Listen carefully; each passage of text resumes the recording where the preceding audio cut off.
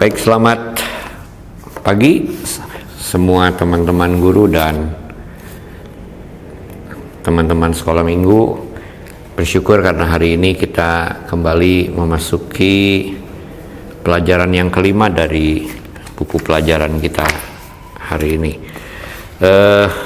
Masih tentang keluarga yang mengasihi Tuhan, dan hari ini kita mau belajar tentang salah satu ciri yang harus dimiliki oleh keluarga yang mengasihi Tuhan, ialah keluarga yang senantiasa menyembah Tuhan di dalam hidup hari lepas hari.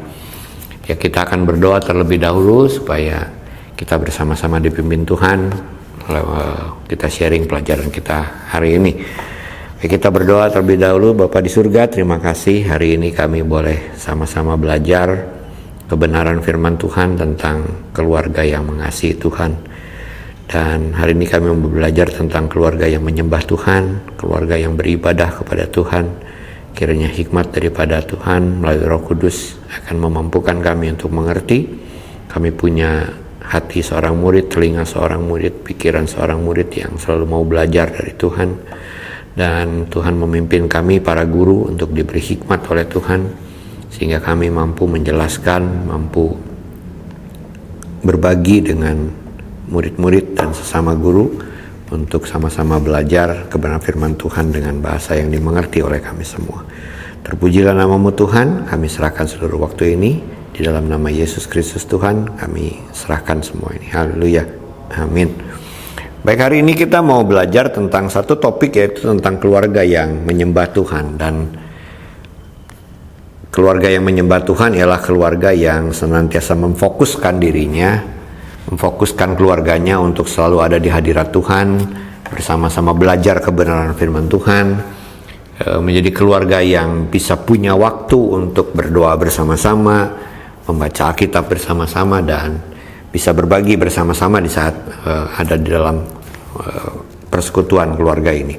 Ini bukan hanya sekedar seperti ibadah di gereja bersama dengan keluarga datang dan ayah, ibu, dan anak berkumpul bersama-sama di gereja. Bukan seperti itu, tapi ialah kegiatan yang dilakukan di rumah setiap hari oleh keluarga, mulai dari ayah, ibu, dan anak, bersama-sama belajar, bersama-sama berdoa, bersama-sama bersekutu lewat ibadah keluarga, mezbah keluarga, dan bersama-sama menyembah Tuhan. Saya mau ajak teman-teman untuk membuka kitab Ulangan pasal yang ke-6, ayat yang ke-4 dan ke-5.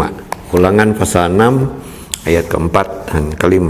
Firman Tuhan berkata, "Dengarlah hai orang Israel, Tuhan itu Allah kita, Tuhan itu Esa. Kasihilah Tuhan Allahmu dengan segenap hatimu dan dengan segenap jiwamu dan dengan segenap kekuatanmu." Sekali lagi, dengarlah hai orang Israel, Tuhan itu Allah kita, Tuhan itu Esa. Kasihilah Tuhan Allahmu dengan segenap hatimu dan dengan segenap jiwamu dan dengan segenap kekuatanmu. Ya, salah satu bentuk mengasihi Tuhan, seperti yang ayat 5 katakan, kasihi Tuhan dengan segenap hati, jiwa, dan kekuatan. Kalau saya bertanya apakah teman-teman di sini semua mengasihi Tuhan, saya percaya 100% semuanya akan mengangkat tangan dan berkata saya mengasihi Tuhan. Dan jawabannya sama. Dan kalau saya tanya lebih detail lagi bagaimana cara Anda mengasihi Tuhan, ya pasti Anda akan punya jawaban yang berbeda satu dengan yang lain. Tetapi intinya hari ini kita mau belajar salah satu ciri kita mengasihi Tuhan ialah kita mau menyediakan waktu untuk kita bisa berbicara dengan Tuhan, bersekutu dengan Tuhan, dan belajar kebenaran firman Tuhan. Itu salah satu cirinya. Ya, mungkin nanti teman-teman akan punya jawaban yang lain, tetapi salah satu ciri yang mau kita lihat, mau kita pelajari ialah bagaimana kita bisa mengasihi Tuhan dengan menyediakan waktu yang khusus untuk Tuhan lewat bersekutuan kita pribadi dengan Tuhan, persekutuan kita bersama-sama dengan keluarga kita dengan Tuhan. Ya, Tuhan memberikan kepada kita waktu yang sama, ya. Durasi waktu yang sama, kesempatan yang sama, karena kita punya waktu dalam satu hari 24 jam yang sama. Nah, Tuhan mau kita bisa mengelola waktu itu dengan sebaik-baiknya. Supaya apa? Supaya tidak ada waktu yang terbuang dan akhirnya waktu itu terlewat begitu saja dan menjadi sia-sia. Sebentar kita buka kitab Yosua pasal yang ke-24. Yosua pasal yang ke-24 ayat yang ke-15.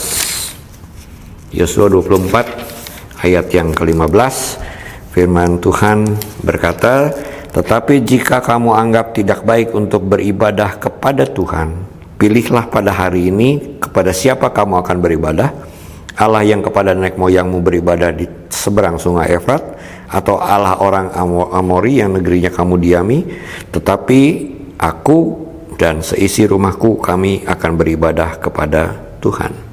Ya, ayat ini mengingatkan kita bahwa salah satu ciri keluarga yang menyembah Tuhan, seperti dalam judul buku pelajaran hari ini, salah satu cirinya ialah selalu beribadah kepada Tuhan. Bagaimana keluarga ini yang sudah dibentuk oleh Tuhan menjadi keluarga yang menyembah Tuhan dengan cara beribadah kepada Tuhan. Yosua diperhadapkan kepada berbagai macam pilihan di tengah-tengah keadaan bangsa Israel yang begitu banyak. Ada yang ingin menyembah A, ingin menyembah B, ingin menyembah C, tapi Yosua berkata, silahkan kamu pilih. Tetapi dia bersama dengan keluarganya, dia hanya ingin menyembah Allah, dia hanya ingin menyembah Tuhan. Nah, hari ini kita mau belajar hal yang sebetulnya sederhana. Ibadah dalam keluarga itu hal yang sederhana, tetapi memang sulit dilakukan oleh satu keluarga. Tidak mudah ketika satu keluarga akan memulai ibadah bersama-sama di keluarganya, ayah, ibu, dan anak-anak. Tidak mudah untuk memulainya. Tetapi kita mau belajar lewat pelajaran ini, kita akan berupaya, berusaha memulai. Memang pada umumnya biasanya seorang ayah yang akan memimpin atau seorang ibu yang memimpin ibadah di tengah keluarga. Tetapi tidak ada salahnya kalau ayahnya dan ibunya belum memulai, maka dimulailah dari teman-teman sebagai murid sekolah minggu, memulai terlebih dahulu mengajak keluarga untuk menyediakan waktu secara khusus beribadah bersama-sama, menyembah bersama-sama dalam ibadah keluarga. Tidak perlu waktu yang lama. Ya, dimulai dengan hal yang sederhana, berdoa, membaca Alkitab beberapa ayat secara bergantian, lalu menyerahkan seharian itu yang akan kita pakai. Entah waktunya bisa pagi, bisa mungkin malam hari, ketika berkumpul bersama-sama dan menggunakan waktu yang ada. Nah, saya mau kita melihat dari buku pelajaran ini. Di buku pelajaran halaman yang ke-17 dikatakan ibadah artinya bekerja melayani Tuhan. Bekerja melayani Tuhan mencakup menyembah dan mengasihi Tuhan, mendengar dan melakukan firman-Nya, berdoa dan berpaut kepada Tuhan, serta bersikap dan berperilaku saleh, kudus, dan bermoral. Dengan kata lain, melakukan kehendak Tuhan adalah ibadah. Nah, itu adalah pengertian yang sederhana. Ibadah itu apa sih? Ibadah itu ialah kita melakukan kehendak Tuhan. Ya, penjabarannya tadi yang kita baca. Ya, ibadah itu penting, harus dilakukan. Lakukannya dengan serius, tertib, teratur, dan penuh kesungguhan. Saya ingat ada satu kata-kata yang saya dapatkan. Ibadah itu harus didasarkan pada takut akan Allah. Orang yang beribadah belum tentu takut sama Tuhan, tetapi orang yang takut akan Tuhan pasti dia beribadah. Jadi sekali lagi, orang yang beribadah belum tentu dia takut akan Tuhan, tetapi orang yang takut akan Tuhan dia selalu pasti punya kerinduan untuk beribadah. Orang yang takut akan Tuhan dia pasti ingin selalu melakukan kehendak Tuhan. Nah, ada beberapa hal yang sering menjadi kendala. Ya, ada beberapa hal yang sering menjadi penghalang bagaimana keluarga bisa memulai ibadah keluarga ini. Yang pertama yang sering menghalangi ialah rasa canggung karena belum biasa. Ya, memulai berkumpul ayah, ibu, anak, lalu berdoa dan bergantian baca Alkitab, itu sesuatu yang sebetulnya sebetulnya sederhana tetapi sering sulit dilakukan. Karena apa? Karena ada rasa canggung, ada rasa aku belum biasa. Tetapi itu mari kita belajar untuk membiasakan seperti itu, ya. Membiasakan supaya ada waktu yang kita mulai bina, mulai susun, mulai gunakan untuk bersama-sama. Lalu yang kedua, biasanya kegiatan yang cukup padat di antara anggota keluarga, entah ayahnya, entah ibunya, entah anak-anaknya, punya masing-masing punya waktu sendiri-sendiri dan sering sulit bisa bertemu dengan waktu. Kadang ayahnya punya waktu, mungkin anak-anaknya yang tidak punya waktu, atau kebalikannya. Tapi mari kita belajar lewat pelajaran ini bahwa berupaya untuk mengatur waktu sedemikian rupa supaya bisa bertemu. Lalu ada hal yang ketiga yang sering menjadi kendala dalam ibadah satu keluarga, merasa sudah cukup dalam tanda kutip kerohanian. Jadi saya sudah baca kitab, tadi saya sudah berdoa sendiri, dan sudah merasa cukup sehingga tidak perlu merasa dalam satu keluarga kita yuk sama-sama, tidak perlu karena sudah merasa masing-masing. Nah itu kendala-kendala yang sering terjadi di tengah-tengah upaya untuk mengadakan ibadah keluarga bersama-sama. Ya. Memang itu adalah hal-hal yang sering terjadi, hal-hal yang sering ada di tengah-tengah kehidupan kita sebagai keluarga. Nah sekarang saya mau kita belajar bersama-sama tentang kenapa harus ada ibadah keluarga itu. Kira-kira manfaatnya apa kalau sesuatu yang diajarkan, sesuatu yang kita share sama-sama harus ada manfaatnya. Nah kira-kira apa ibadah keluarga ini, manfaatnya apa? Yang pertama, manfaat dari ibadah bersama dengan keluarga ialah memusatkan keluarga di dalam Tuhan. Jadi bagaimana kita bisa hidup takut akan Tuhan, bagaimana kita bisa mempraktekkan hidup mengasihi Tuhan, yaitu dengan cara memusatkan semua keluarga di dalam Tuhan. Ya. Artinya semua kegiatan yang dilakukan, semua pemikiran yang dilakukan, kita lakukan dengan dipusatkan kepada Tuhan, dan itu disatukan di dalam ibadah keluarga itu. Ya, jadi kita berdoa bersama-sama, mungkin kalau bisa punya waktu untuk bernyanyi bersama-sama, lalu baca Alkitab sama-sama dan berdoa bersama. Yang berikutnya, selain memusatkan satu keluarga ini di dalam Tuhan, juga membangun karakter keluarga. Dikembalikan fungsinya keluarga ini sesuai dengan apa yang Alkitab ajarkan.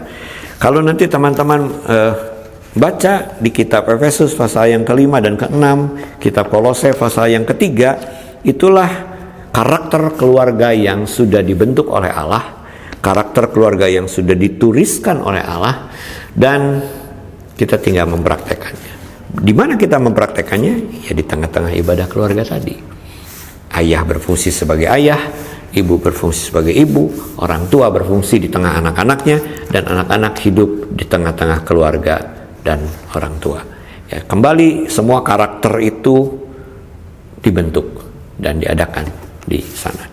Lalu yang berikutnya, menghadirkan damai di rumah. Saya mau ajak kita membuka kitab Mazmur pasal 133.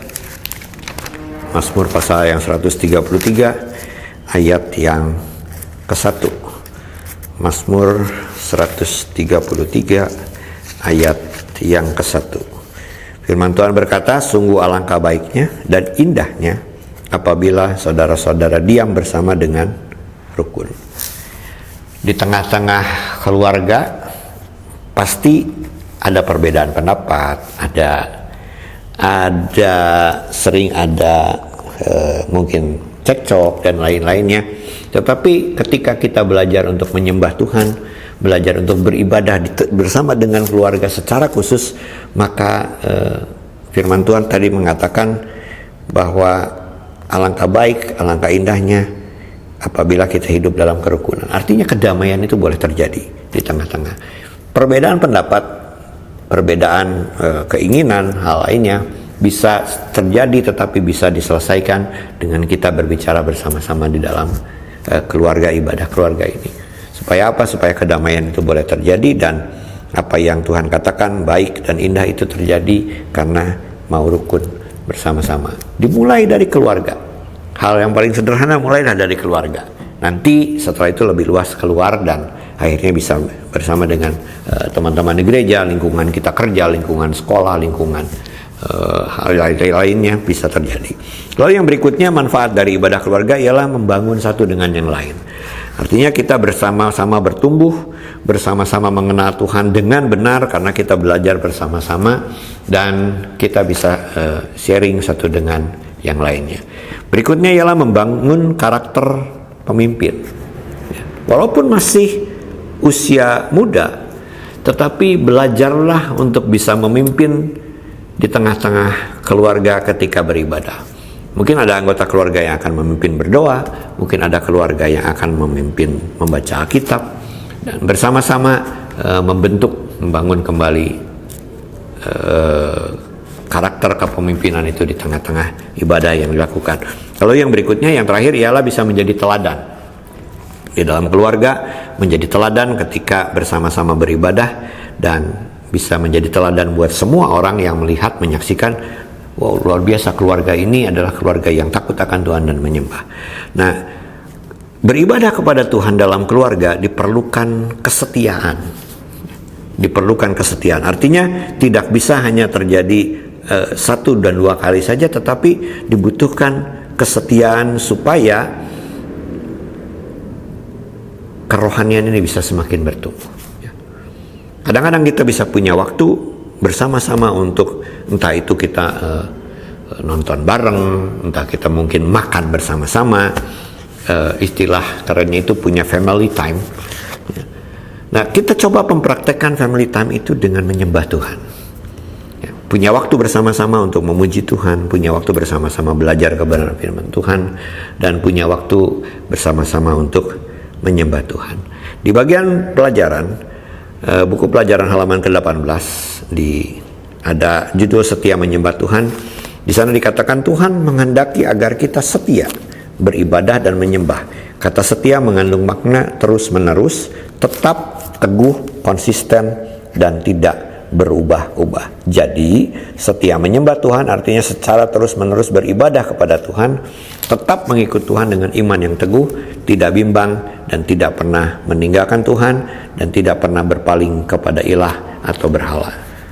Jadi kesetiaan itu dibutuhkan untuk kita membangun satu kondisi ibadah kepada Tuhan, menyembah kepada Tuhan melalui keluarga.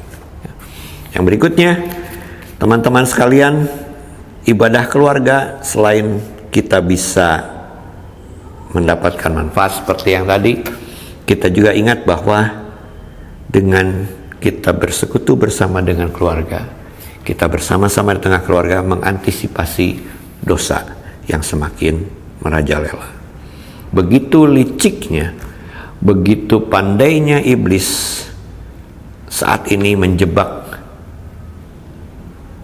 keluarga-keluarga ini, sehingga pada akhirnya terjadi perpecahan di tengah keluarga, perbedaan pendapat tengah keluarga, bahkan tidak jarang berita di mana ada orang tua yang menyiksa anak, ataupun kebalikannya, anak yang membunuh orang tua hanya karena apa yang diinginkan tidak tercapai. Ya, itu karena dosa yang tidak terantisipasi. Dan hari ini ketika kita menyembah Tuhan, ketika kita bersama-sama beribadah kepada Tuhan, salah satu cara kita mengantisipasi dosa ialah dengan ketika kita berkumpul bersama-sama, beribadah di dalam roh dan kebenaran, sehingga ketika ada dosa yang mungkin terbersit, terpikir, maka kita bisa segera antisipasi. Dan apapun yang sedang terjadi, mungkin dia akan bisa membuat kita saling mengoreksi, saling membangun satu dengan yang lainnya, sehingga pada akhirnya dosa tidak berkuasa dan tidak menjebak kita. Bagian akhir di halaman 20 ada satu tulisan yang menarik. Di kesimpulan, ibadah kepada Tuhan harus menjadi prioritas. Artinya teman-teman dan saya harus punya jadwal susunan mana yang harus didahulukan. Ibadah harus dilakukan dengan sungguh-sungguh, baik ibadah pribadi, keluarga, maupun ibadah di gereja. Ibadah harus sesuai dengan ketentuan perintah Tuhan. Jadi teman-teman dan saya diajarkan oleh Tuhan bagaimana kita harus beribadah, bagaimana kita harus menyembah Tuhan, bagaimana kita harus bersekutu dengan Tuhan, bagaimana kita hidup di dalam roh, di dalam kebenaran, dan itu dilakukan ketika kita bersama-sama menyembah Tuhan. Ingat ayat hafalan hari ini yang Tuhan ingatkan kepada kita, kita berani berkata, aku dan seisi rumahku, kami mau beribadah kepada Tuhan. Supaya apa? Supaya kita bersama-sama bisa bertumbuh, bersama-sama belajar, bersama-sama mengenal Tuhan lebih lagi, dan bersama-sama kita boleh menikmati kebaikan-kebaikan Tuhan di tengah keluarga yang Tuhan sudah bentuk. Kita berdoa. Bapa di surga, terima kasih karena kami punya keluarga yang Tuhan sudah tempatkan, ayah, ibu, saudara-saudara, kakak adik. Terima kasih. Kami percaya keluarga yang Tuhan sudah bentuk ini bukanlah secara kebetulan, tetapi memang Tuhan sudah tetapkan kami ada di tengah-tengah keluarga kami. Biarlah Tuhan yang memampukan kami untuk kami bisa berfungsi dengan sebaik-baiknya di tengah keluarga, sebagai ayah, sebagai ibu, dan sebagai anak, supaya sungguh semuanya Tuhan boleh menjadi keluarga yang berkarakter Kristus, keluarga yang dipimpin Kristus, dan keluarga yang berakhirnya menjadi berkat buat banyak orang lewat kehidupan hari lepas hari. Ajarkan kami Tuhan untuk memulai belajar menyembah Tuhan, beribadah bersama-sama dengan keluarga, dimulai dari keluarga kami. Ketika ada rasa canggung, ketika ada rasa ragu-ragu, biarlah lewat kami belajar memulainya, maka kami akan terbiasa untuk melakukannya. Terima kasih Tuhan, berkati kawan-kawan kami ini Tuhan, berkati anak-anak, sehingga mulai dari kecil, mulai dari muda, mereka boleh tetap setia kepada Tuhan sampai pada akhirnya. Terima kasih Bapa Surgawi atas semuanya ini. Di dalam nama Yesus Kristus Tuhan, kami serahkan semuanya. Haleluya. Amin.